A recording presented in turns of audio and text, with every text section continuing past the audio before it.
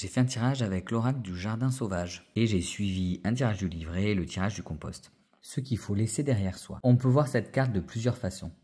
Elle va représenter la vieille cueilleuse qui représente ces sorcières-là qui pouvaient vivre un petit peu en marge de la société, apporter beaucoup de choses à la société mais pourtant en être rejetées.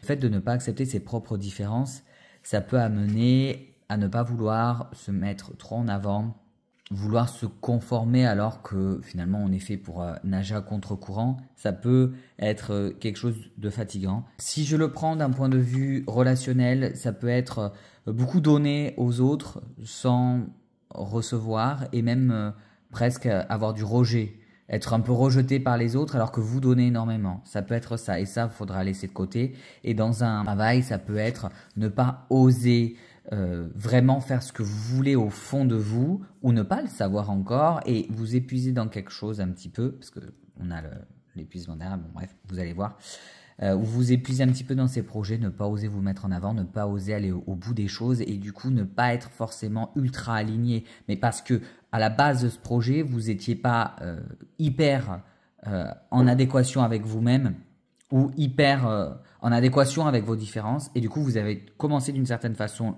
à faire les choses, où vous êtes mis dans certaines voies qui ne sont pas forcément les bonnes, qui ne sont pas forcément dans votre confort. Comment accompagner ce changement? On le voit sur cette carte, c'est l'hiver. On voit un chemin, on ne voit pas ce qu'il y a au bout. Vous ne savez pas où vous allez aller là encore. Et c'est ok, ce changement, il faut l'accompagner, mais en vous posant la question de qu'est-ce que vous voulez semer. Et ça ne sera pas pour tout de suite. Parce que avant de commencer, avant de savoir où vous voulez aller, il est conseillé de ne pas agir avant de s'être posé les bonnes questions et d'avoir fait des plans. Faites des plans. Qu'est-ce que vous voulez? Comment vous êtes, vous, aujourd'hui, maintenant? C'est le temps de vous préparer pour le commencement ou le redémarrage d'une activité.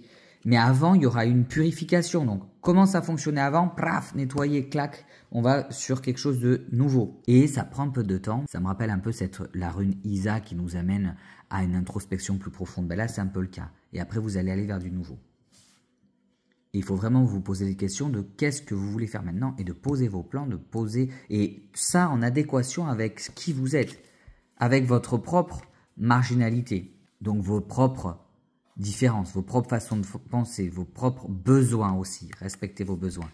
Là, ce qui sera nourri après ça et ce qui pourra renaître, on est sur du soin, sur du réconfort, sur de la guérison, sur du repos.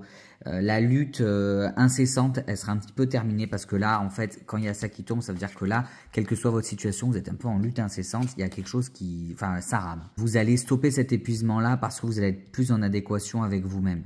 Une fois que vous aurez trouvé ce chemin, vous allez avoir plus d'épanouissement.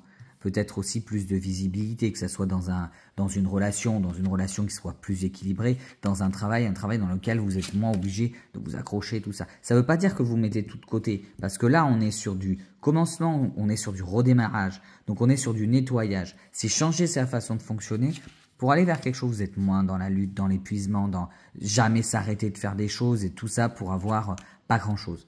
Du coup, ce que je pense de cet oracle, je l'aime beaucoup. Alors, j'ai un peu adapté le tirage, mais justement, il se prête à ça. Il y a beaucoup d'autres tirages, j'en ferai certainement d'autres, et je crois que je l'aime beaucoup. Les cartes sont très jolies, et les tirages, je les aime. Après, chez Arcana Sacra, toujours, les cartes, elles glissent super bien, tout ça, je reviens pas dessus. Je referai d'autres tirages, j'aime son énergie.